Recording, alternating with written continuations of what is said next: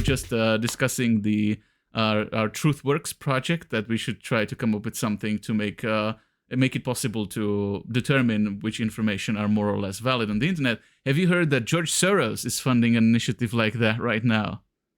I didn't hear that. That's interesting. It was in news last week, like a few days ago. That's cool. I'll have to look that up. No, I heard about Trump. I heard about Trump's new Twitter thing. What's it called? That's another thing. But that's probably the opposite of any such idea. Although I would say with the George Soros thing, doesn't sound very cool though, because the people who he put in charge of that, I forgot her name, but she was involved in a propaganda campaign. So it's the kind of person who's a propagandist. It's not the kind of person like the experience of that person who's now in charge of the Soros project, or supposed to be. Is a person who did like set up something that looked like local newspapers in the United States to prop up some sort of political candidate. So actually doing fake news and publishing misinformation type thing. So that's what I said. That's what I meant when I said that there are people, like powerful people, who would understand that this is the kind of project that if you're a bad actor, that you really want to get involved in and in control of, because being the person who pretends that they're like determining objectively what's right and what's wrong on the internet is a very powerful position to be in. So I think that's like, you have to be super wary of like which kind of people and how exactly, for what reasons, and systematically, specifically, how are they going about it. Because just because they say, oh, it's an initiative to fight fake news, that means nothing, that declaration. What means everything is how exactly they're doing it, or what exactly it is they're doing.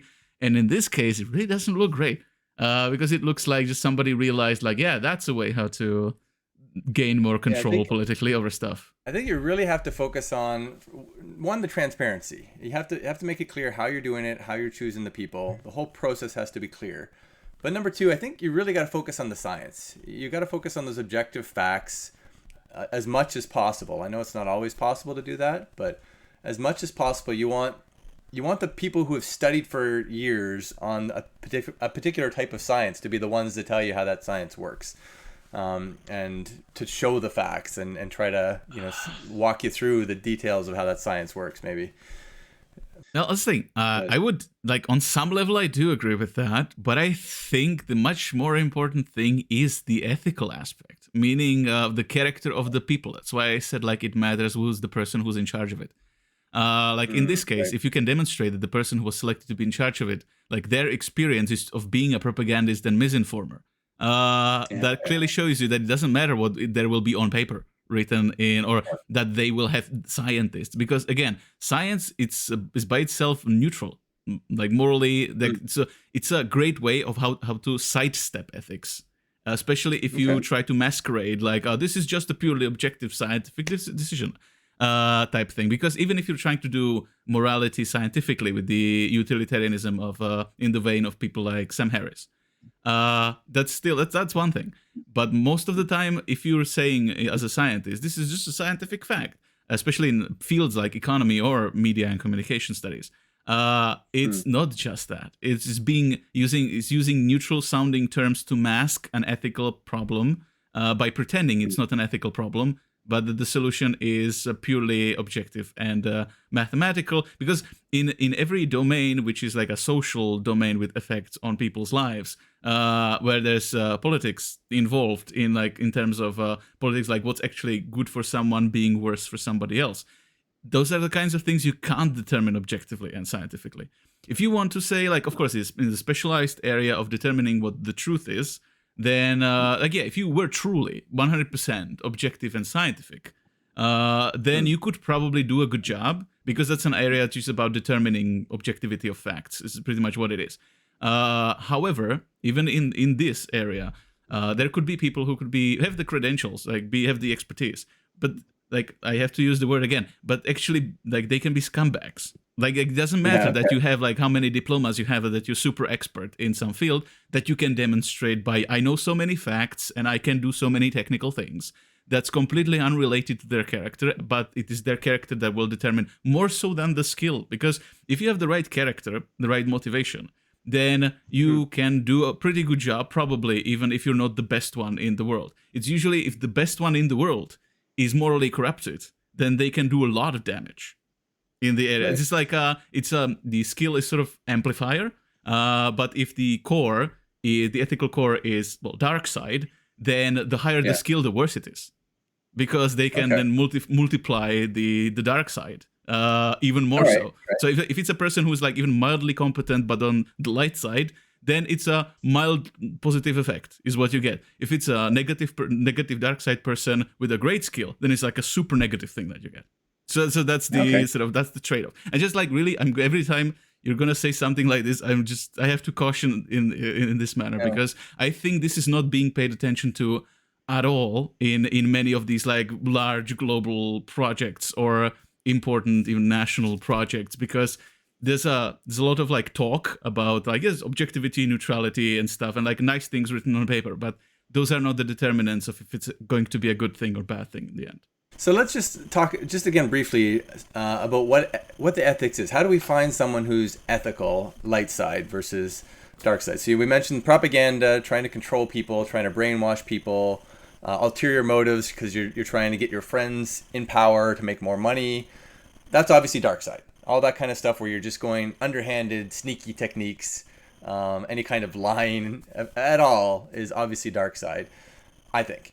So you kind of take the corollary opposite to that, being you're trying to make the world a better place, you're trying to give more people more opportunity, trying to be at least somewhat altruistic and empathetic, I guess, towards others. And I think also then you're trying to be transparent. You're trying to be open with how you're thinking and sharing it. Is there anything else you want to add to that, or does that cover pretty that's good? The problem isn't in this basic definition, which is of course correct. The problem is that everybody who's on the dark side, if they're any smart, which again the experts will know the right things to say like they will know what they're supposed to appear as. So to try to look on the light side.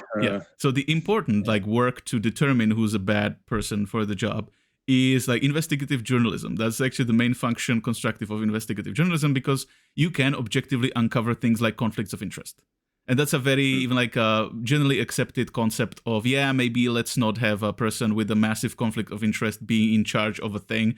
And most people, once this is disclosed, most people on all sides would be forced to agree, that's probably a bad idea, or at least a bad look. Okay. So even like the people who are nefarious would have to, we have to figure out, find a different person. It's like because this person has been ruined because like their perception is now wrong. You definitely have to do the work to do a massive background check on that person to be able to objectively say if they have ties to anything that in an objective sense means that they are prone to corruption or already corrupted. So in a material sense, I think this is widely understood as that's the right thing to do in most political legal systems and in media. It's just that then the problem could be if you have a ruined journalism as such, because the whole thing is that you have these powerful people, and it's not like a conspiracy of like Illuminati magically controlling the whole planet. It's a bunch of people who work in their self-interest and don't care how much damage they cause to others. So it's just a bunch of people who don't have to conspire. Like they even some of them have meetings sometimes and have joint plans sometimes. Like the Bilderberg group and like whatever like are these names for these meetups or these like partially formal groups. It doesn't matter. It's just like even if they were completely not organized together, they will act alike because they share the same rationale like for doing things. So they will notice the same opportunities and they will know the same exploitative techniques to exploit those opportunities. So they will seemingly act in unison because they just have the same goals and have the same methods. So they will coincidentally, they will do similar things. So you have these like the people, and then what matters is how much they have already succeeded at corrupting the whole system, because they will realize like what are the obstacles in their ability to gain more power and control, like over media or over truth, ultimately, like what people believe truth is. That's kind of power, or like to be able like make life or death decisions. It's another kind of power. So it's like a kinds of power that like these people will recognize they want. So they will see what are the obstacles in their way. So they will try to dismantle regulatory institutions because they know that like any kind of regulation is gonna just put a snag in whatever maximization of profit they're trying or power they're trying to accomplish. They will try to bribe or dismantle legal systems or legal checks. They will try to corrupt by bribing again, because if anytime bribing works, they will do bribing. Sometimes the ones who are not very subtle will do threats, but that's less common in polite democratic societies, because that's also a bad look if it comes out. So maybe a little bit of that if they think they can get away with it, but mostly bribes. Or if it's not direct bribes, then they will just sort of indebt people to them, in that they will give them a great career opportunity and technically tell them, you can do what you want, but they will know that like they will be fired if they do what the person doesn't want. So it doesn't have to be even explicit. And so they can corrupt or mostly take over media, so that media ignores all of the bad things they're doing and covers only what their opponents are doing negatively, and the media are only trying to prop them up. And they are trying to dismantle local newspapers or take them over, because local newspapers are the main source of actual investigative journalism in specific problems in specific places, which the larger newspapers then only take over as information that's been already found out. So like a whole John Oliver had a whole segment about it. So they will recognize that, and they will buy them over and take control of them. So they will reduce the number of viable journalistic jobs that exist in free journalism, because they know the fewer investigative journalists that can make a career there are, the fewer investigative journalism will be done, and the fewer of the negative, nefarious things they're doing will be uncovered.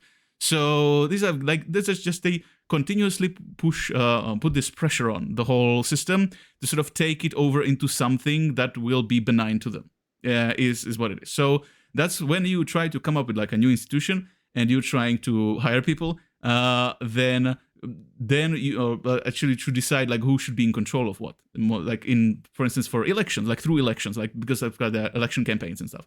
So all of that, like in these cases, the ability of the truth coming out about those people and these conflicts of interest being known and the bad things they did being known, like all of that is massively important, because then it affects like who the people will choose in elections, for instance, or who even a company would appoint into a particular position.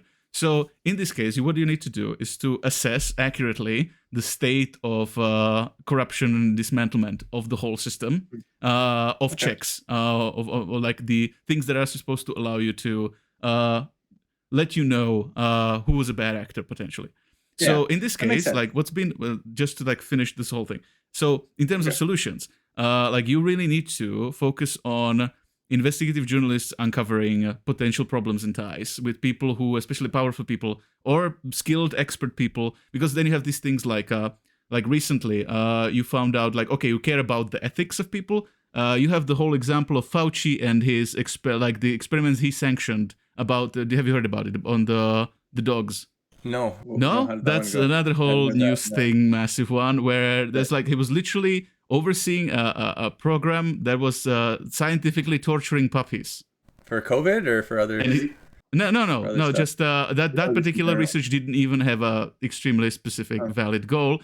It's just like, for instance, Fauci is very much in favor of animal testing, to the extent of even that, like when it's not necessary or unable to actually provide any positive insight kind of thing. And it's like, okay, so it's a kind of person, I know it's like a bit of an extreme thing, like sounds a bit made up, maybe like the worst kind of thing you could come up about another person. But in this case, like, okay, so it's an expert, like you can verify the expertise of the person. But like a question like, but is he okay with torturing hundreds and thousands of puppies for no particular scientific gain, is like, I think it's a valid question. And you need the journalists, like you need investigative independent journalists to find out something like that, because it might not even be a secret. It's just somebody had to make the work and do the research and find out to bring it to light. So in these cases, clearly there must be scientists who are ethical, like who care actually for the betterment, and because like there's no reason why a scientist couldn't be ethical. It's not like it's science is anti-ethics.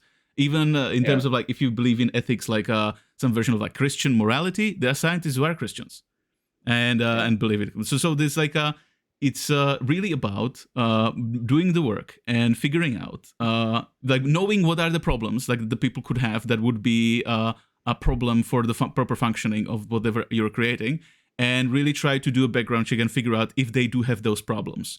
Because it's not enough like to just, they're qualified. that's not enough. That's just not enough information. The expert also has to be a person who is an ethical person in ways and questions and matters that are relevant to the kind of project that you're doing. So that's like one aspect. They can't have a conflict of interest materially, so they can't be bribed or compromised by a connection to somebody who will clearly try to press on them to profiteer from the situation. So maybe we should even want to favor somebody with less experience but much clearer background, meaning like not even having had an opportunity to be corrupted, maybe, or like ideally maybe look for someone who like demonstrably resisted attempts of somebody to corrupt them, or that like who made it their whole like how to say it, like who is functionally by their own decision has been spending a lot of time with doing some sort of project to help people, because like it doesn't have to be in the same area specifically as what they will be working on. It's just a demonstration of the fact that they do care. So even if they would be in a new situation with a different set of people affected by their actions, they would still care about how their actions affected. Like there's sometimes like a bad bad checks or bad incentives in like politics, where a person who's in politics does the right thing oftentimes will be booted out of politics because they would do something that's unpopular but was the right thing to do. So you also don't want to set up the rules in a way that you would discourage or disqualify or just disincentivize people who are doing the right things. I think. Okay, so let me just summarize what I heard, because I think we're on the right track here, but there's just so many different ways of looking at it. So if I'm hearing you correctly and understanding correctly, one of the major things that we need to do with this whole Truthworks project, and in order to determine if anything is true, we have to have a good methods in place to verify the ethicality, or to verify the integrity. Integrity is a good word. To verify the integrity of anybody who's displaying a fact or putting a fact out there. So it's almost like you have to fact check the fact checkers. In many ways, right? You have to kind of go a couple levels deep and making sure that the guy who's pointing the finger at this guy over here doesn't have someone else pointing the finger at him, right? That you've got to have unbiased people as much as possible who aren't on either side, who aren't being paid by either side who's arguing, to kind of look at it from a non-biased point of view and say, oh, this guy's doing this, that guy's doing this based on this evidence, based on this transparent stuff. So that whole process, I guess, needs to be entirely revamped, rethought out from the ground up on a worldwide level for almost anything, whether it's politics, corporations, internet news sites. Everything needs to kind of have a new lens kind of shined on it from this Truthworks perspective. No, it's very much an advanced HR question, problem to solve. And in HR, like you would be very dumb in HR if you only looked at a person's diploma from a university and didn't care about anything else. So I can tell you like some of the things that sort of the HR field has figured out. Not necessarily like HR agencies, most of them, because I think many of them are doing a pretty bad job because they just filter, like oftentimes they will set automatic filter to just things that are mentioned in the CV. So completely preconceived just qualifications is just super dumb. It's just very easy to do. You want to say something? Yeah, no, I think it just kind of dawned on me. Just kind of had an idea. So what we really need is any person or news site that is kind of accepted as unbiased by both arguing parties, whether it's two or maybe it's three sides. Everybody kind of has to have a say in saying whether this guy is fair or not fair.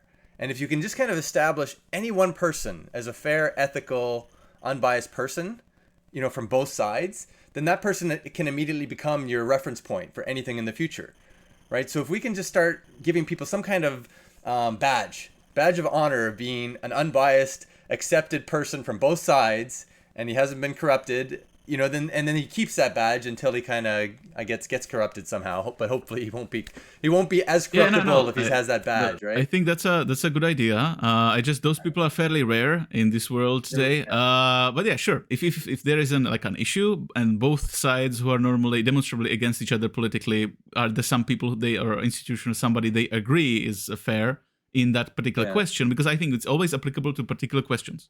Because nobody has a universal ability to be unbiased to talk about something. They can be sort of in this way verified to be unbiased about a specific question, meaning that they could have their biases even politically in other areas, but you can know again both competing parties can even agree that the person in that particular question, what they say or their opinion there is fair. Then that's a solid stamp of maybe this is a good source. That's true. What I wanted to say is because I guess it's equally applicable to sources and also people who want to hire for functions, is that you can't just, so the number one, you can't just look at qualifications on paper. Those are nigh meaningless, and you can't just have a preconceived idea what kind of things must qualify them. That's also one of the things that the better HR teams and agencies have learned over the last few decades. So that's a couple of things. They are learned to look for things that they could call something like culture fit. In this case, it would be more ethical character or integrity. So you would look for any indicators, either negative, of course, or positive, of that person having high integrity. And you can just very consciously make that your sort of general criterion. That's number one criterion over even qualification. It's just, if you have multiple people who have equal integrity and some of them are more qualified, then you pick those who are more qualified also. But you can set it up in a way where integrity is number one, and because they can learn on the job. It's just the integrity really is the core characteristic. It's not the skill level necessarily they already have in a particular technical discipline. That's a great point. I love the idea of trying, if you can, to quantify integrity. To say this guy is 95% integrity on for most things. If you can somehow have a set of rules, some kind of test. You know how you do tests that kind of question your bioethics or whatever? There's various ways of kind of questioning your bioethics by just doing a 50-question test and kind of ranking it. But you're right that people can fake their way through it. Can you fake integrity? That's a good question. So we have to find out... This is not a very theoretical question. There are already what's called, at least in Czech, it's called psychotests, so psychotesting. It can be part of, it is part of when, for instance, they're considering you for a position where you could be put in a situation where you could kill people and be justified in doing so, for police officers. They should undergo some basic form of a psychotesting questionnaire that should indicate, but you shouldn't rely on it 100%. It can be a part of your tool set, definitely. If you can try it on them and see, because there are also variations of that test. You can have tests for specifically psychopathy, which are interesting but if you manage to make them sneaky, because there's one of the tests that has an element of misdirection in it, one of the few that is being used, and that's if you want to test someone for psychopathy. And I hope no psychopaths will see this and know what the trick is. But this particular example by a Czech, one of the Czech experts on psychopathy that I've seen a lecture of, he said that you could do a test where it's something like an IQ test thing. So it doesn't really matter what the content appears to be. It's you're doing some sort of logical puzzles just to demonstrate how super smart you are. Because that's the sort of element of that a psychopathic person would egotistically focus on that, acing that element. But then you throw in some sort of disturbing images into the test. And most normal people will have an immediate reaction, psycho-normal in the sense, who have empathy, will have an immediate reaction of wait, why is this a decapitation thing happening here in the test? They will stop them. If it's a true psychopath, they just would move on. It was they will, because they will see it as an obstacle in them demonstrating how smart they are. But they're haha, I'm not going to let myself be stopped by that type thing. So that's how you can use a test to determine psychologically some attribute of a person, especially if the test has an element of misdirection in it. It could be very effective if the people are not necessarily 100% sure what is being tested. Then it becomes very difficult to circumvent the point of the test. Just to keep up with people, you probably would have to keep changing it and evolving it so that it doesn't stay the same. So even if the previous versions were figured out, 100% and like leaked on the internet, like, there would still be some element of a new twist on it every time somebody else would try to do it, or you would make people sign NDAs or something that's part that is proprietary that you can't talk about it, something. So that's psychotesting is part of it. So we can test for psychological attributes to some extent in this way. With integrity, it either has to be the sort of moral test that's more of like a Kobayashi Maru, like really deceptive to really know something from a test. But you mostly would probably do it by research. You would hire like PI, private investigators, or investigative journalists, like teams of them too, depending on importance of the position, to really try to do research, background research on that person. Because of course, background checks, like thorough background checks, is again what like intelligence agencies would do. Of course, they would be using their massive capacities for like spying on people and knowing everything about everyone, everything they've ever done. So they can even have like an AI that can analyze retroactively probably all the quantifiable actions on the internet of the person and come to some sort of conclusion. So they're like in a variously dystopian future, you can have variably different technological instruments, but it doesn't have to go that far or be done in this particular manner, because also probably because that doesn't display a lot of your integrity on your part if you do that. But so it's more about, I think, background research than it is about direct testing, though can of course always do a direct test. You should definitely always do some sort of interview where a person who's a good investigator is not the right word, interrogator. So it's just like you need to do with somebody who's experienced or skilled as like an interrogator, meaning a person who, if they're talking to a criminal, would be able to determine if they are criminal or what it is exactly that they did. So it would have to be just not just like your completely standard HR interview with the manager, though of course manager would also be, whoever is the responsible person would also be present to just get the feeling for the person, of course, because there are other factors that are always the case, like there has to be some sort of personal fit also for the particular team or the company, or there's like hard to quantify elements that are ultimately arbitrary. That will always be the case. But in this case, so we have like a background research by investigative journalists and interview with some sort of interrogator type person who's really good at reading person's intentions or misdirections. Because you can have, one of the things you can have objectively is, the scientific term for that is truth wizard. There are people who are qualified as truth wizards who have the objective, scientifically demonstrable ability to statistically, more often than by chance, be able to tell when someone's lying. So it's not like 100% exact science, so you can't claim that like you for sure proved something. Like one of the other example of that would be, which doesn't really work that well, or at least not directly as it is advertised, the polygraph. That's mostly like a tool to intimidate person into getting nervous when they're lying, kind of thing.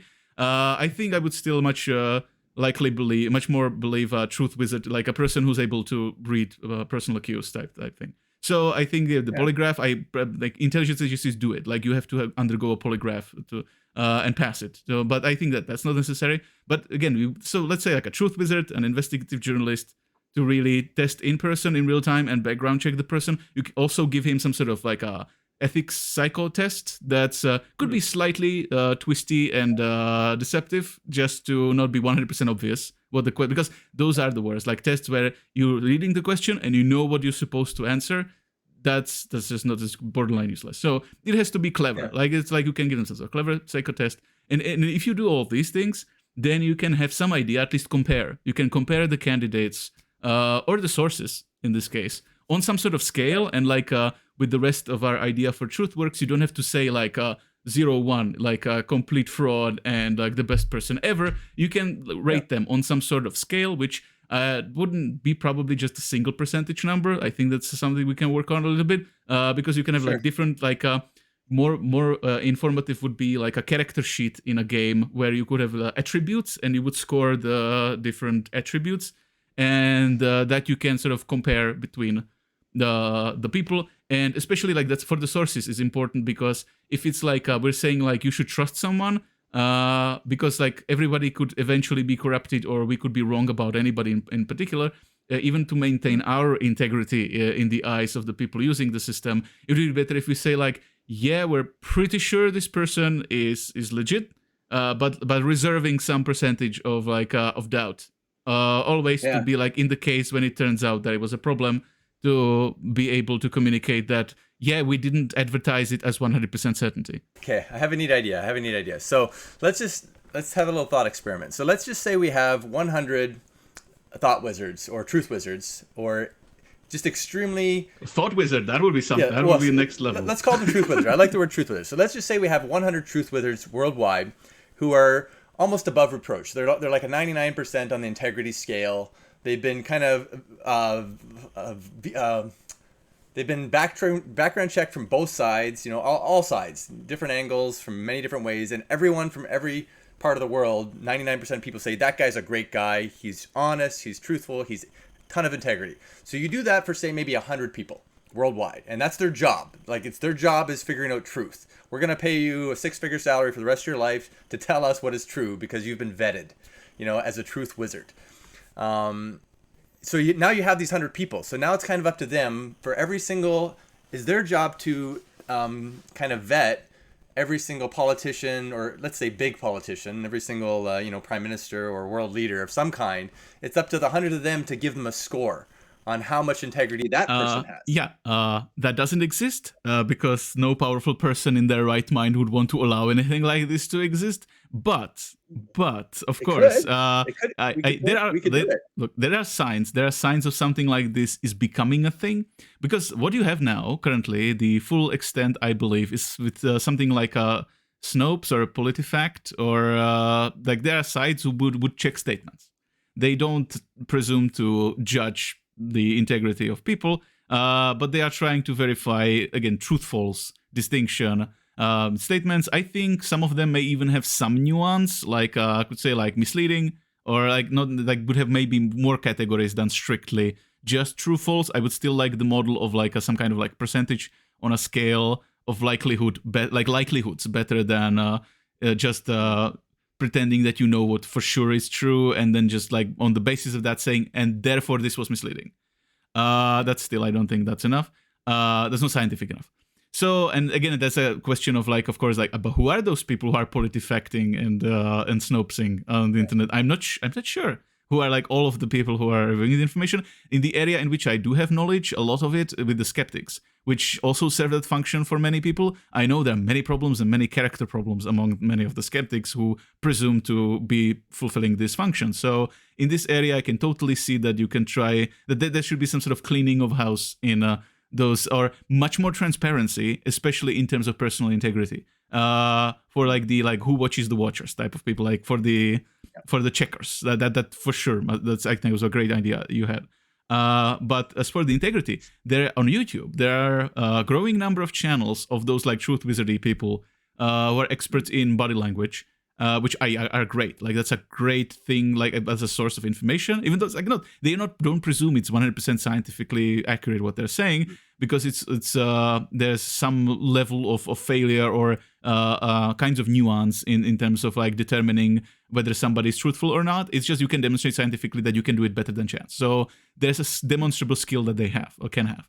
And I think one of these behavior panel is one YouTube channel where there's a 4 of them, some of the foremost experts in these areas. I think what sort of compromises some of them is some of those people, of course, have been interrogators for CIA and stuff. And you can never fully trust the integrity of those people because of that's a kind, I would categorize it as a conflict of interest type thing. Because I can never fully trust a person who has worked for CIA and signed NDAs with them. That's just, even if he tells me I signed NDAs about some stuff, I can't say some stuff. I just can't trust them to be completely unbiased. So it would matter what it is specifically they're analyzing. I think one of them is Derek von Schaik. Don't know how it's spelled now on the top of my head. I think it's maybe even slightly my favorite over the behavior panel in terms of his integrity and unbiasedness, even though he's probably less expert at it than some of the people in the behavior panel. So again, that's the sort of equation between integrity and skill level. It just could get a bit nuanced or tricky. So there are these people who, and I 100% recommend you watch some of them, because they analyze what was his name, Prince Andrew of the royal family from United Kingdom, who had all those Epstein related things.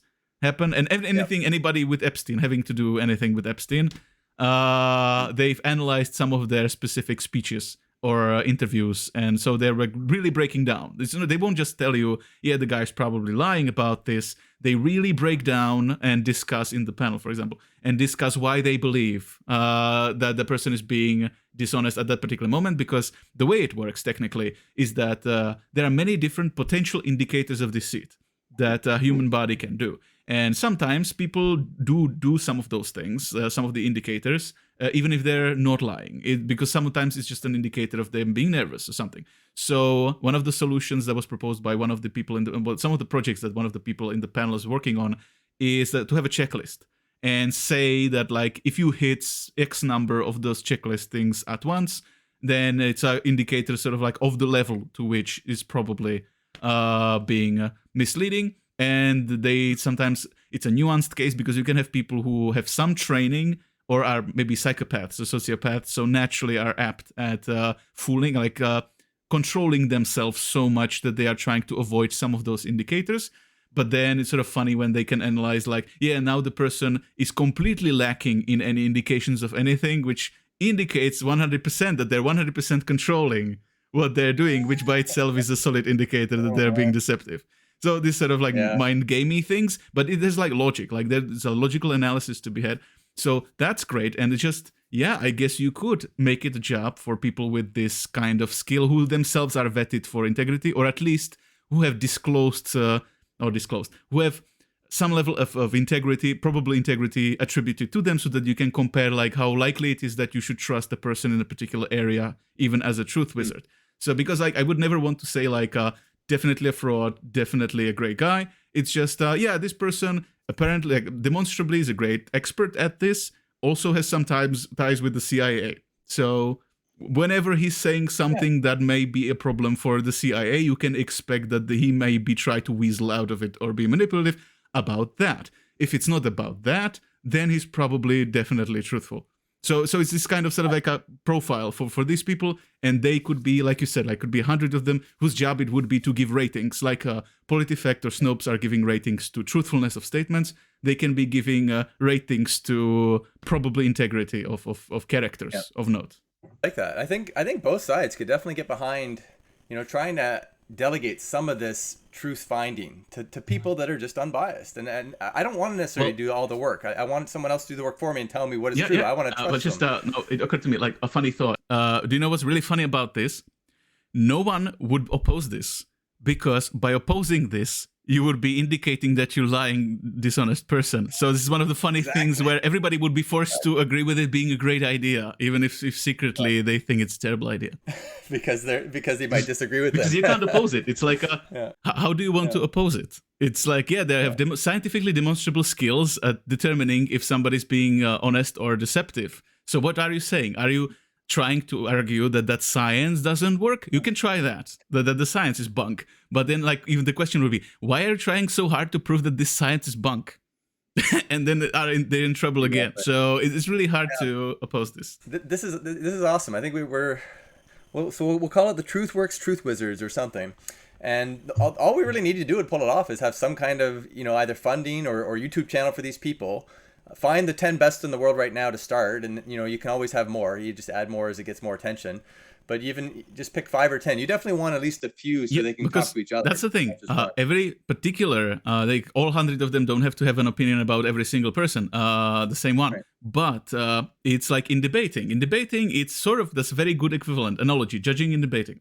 Because debating, you can sort of objectively, formally explain how the decision-making process of the judge is supposed to work, and you can sort of almost scientifically agree on that process. But you can also agree that in particular, in each individual case, even trying to honestly follow the procedure, which is mostly objective and purely logical, different judges may arrive at different judgments. So the model there is you don't want to have just a single judge of a single case, because any single judge can get it wrong or be the sort of like a minority report situation that like it will be valid, but most wouldn't make that call. You can then have panels. So what you need is a panel of at least 3, ideally sort of like any sort of a larger number of like 5, 7-ish level of a number of people who would make the call, like a sort of Supreme Court number. Let's say something like something that would be acceptable for a Supreme Court, which again, similar situation, would be acceptable for this. So I don't necessarily would require them to make like, again, 0-1 call of like a majority of them said something, therefore it's 1 or 0.